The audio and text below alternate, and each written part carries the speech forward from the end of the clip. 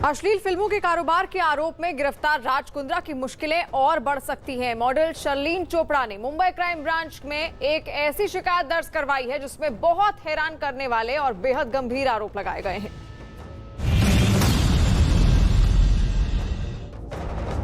ये राज कुंद्रा के खिलाफ मुंबई की जुहू थाने में की गई शिकायत की कॉपी है। न्यूज 18 के पास मौजूद शिकायत की इस एक्सक्लूसिव कॉपी में राज कुंद्रा के खिलाफ बेहद गंभीर आरोप लगाए गए हैं। मशहूर मॉडल शर्लिन चोपड़ा ने मुंबई के जुहू थाने में 14 अप्रैल को ये शिकायत दर्ज कराई थी। शर्लिन ने अपनी शिकायत में राज कुंद्रा के आपत्तिजनक व्यवहार से लेकर उनकी कंपनी पर धोखा देने का आरोप लगाया है। शर्लिन के मुताबिक राज कुंद्रा की कंपनी आर्म्स प्राइम मीडिया से कॉन्ट्रैक्ट के बाद वो 27 मार्च 2019 को वीडियो प्रोजेक्ट पर चर्चा के लिए उनके घर आए थे। आरोप है कि बातचीत के दौरान राज कुंद्रा शर्लिन के साथ जबरदस्ती करने लगे। शर्लिन के मुताबिक जब उन्होंने विरोध किया तो राज कुंद्रा कंट्रोल खोने की बात कहकर सफाई देने लगे। आरोप है कि 27 मार्च 2019 की रात राज कुंद्रा दोबारा उनके घर आए और उनके साथ छेड़खानी करने लगे। शर्लिन का यहाँ तक आरोप है कि उन्हें कुंद्रा से बचने के लिए बाथरूम में जाकर छिपना पड़ा। इसी लिखित शिकायत में शर्लिन चोपड़ा ने बोल्ड चॉकलेट वीडियो का भी जिक्र किया। उनका आरोप है कि 23 दिसंबर 2019 को अंधेरी के एक 5 स्टार होटल में वो बोल्ड वीडियो शूट किया गया था। शर्लिन के मुताबिक फरवरी 2020 में चॉकलेट वीडियो अंधेरी के एक बड़े होटल में दोबारा शूट किया गया। इसके पीछे राज कुंद्रा के बिजनेस पार्टनर सौरभ कुशवाहा ने पहले शूट किए गए वीडियो का आउट ऑफ फोकस होना बताया।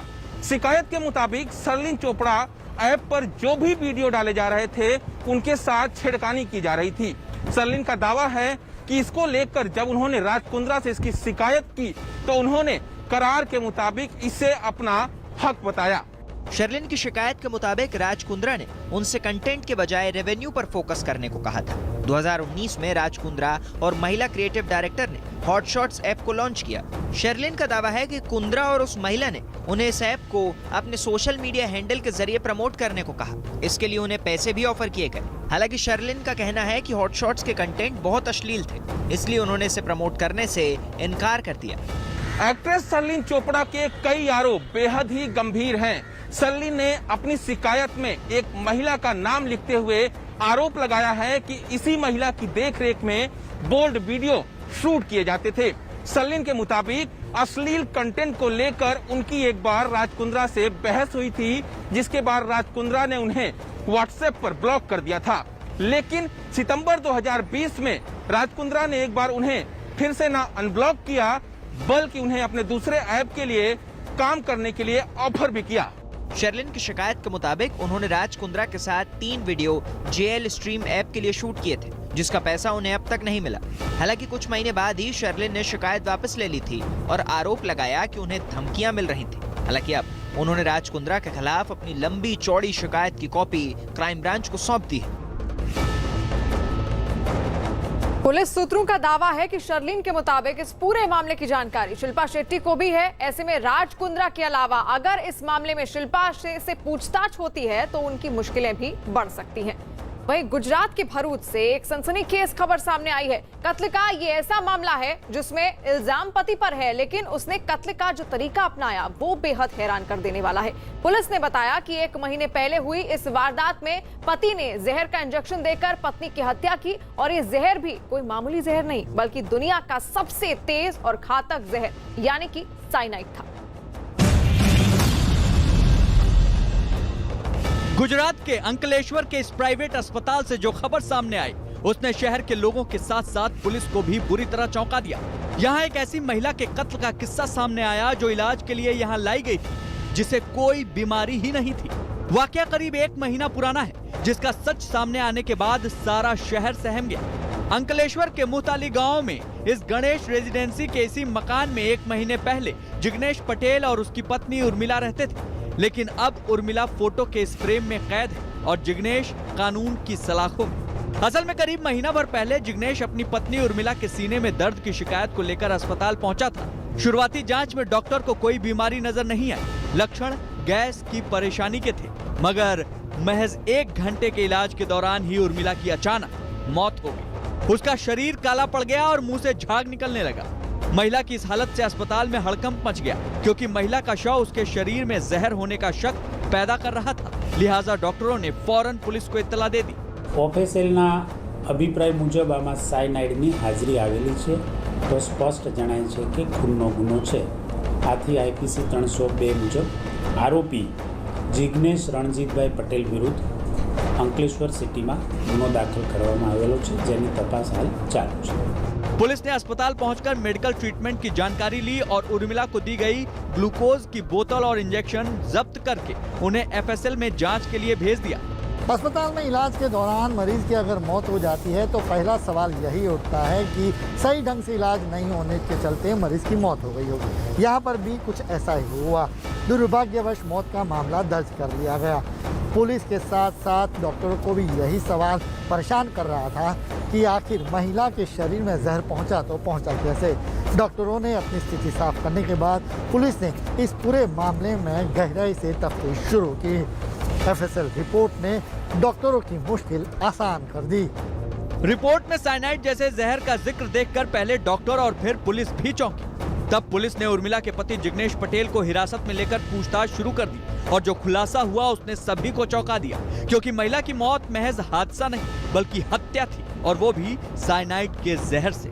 ડૉક્ટર આવ્યા અને આ બોટલ ચડાવવામાં આવી કે જેમાં પહેલેથી સાયનાઇડની હાજરી હતી।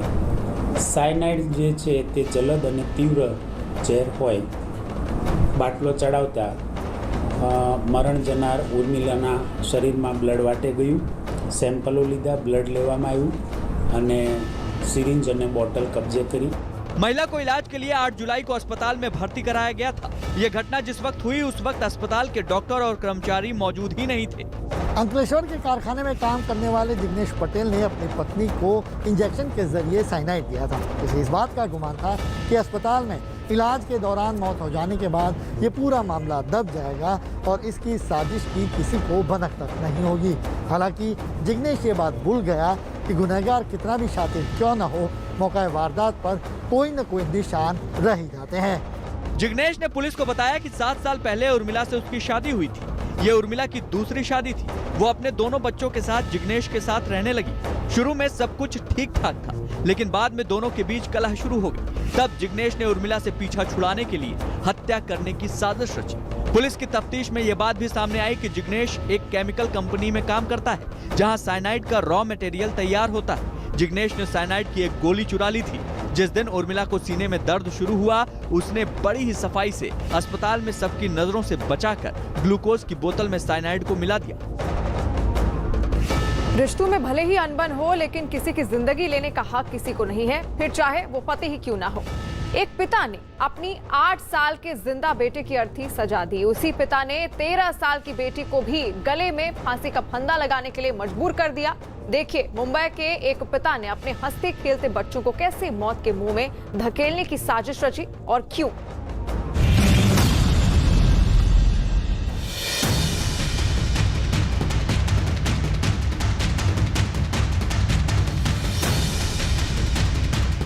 बच्चा जमीन पर सो रहा था, लेकिन पिता सुचित गौड़ ने उस पर सफेद कपड़ा डाल दिया, गले में फूल माला पहना दी, पास में अगरबत्ती भी जला दी, ताकि ऐसा लगे कि मासूम की मौत हो गई है और उस पर कफन पड़ा है। इसके बाद पिता ने बच्चे की फोटो खींचकर एक मोबाइल नंबर पर भेज दी। बेटे की तस्वीर भेजने के बाद पिता ने 13 साल की बेटी को पंखे के ठीक नीचे प्लास्टिक की बाल्टी पर खड़ा कर दिया। बेटी के गले में फांसी का फंदा लगाया, फिर बेटी से कहा बाल्टी को पैर से हटा दे।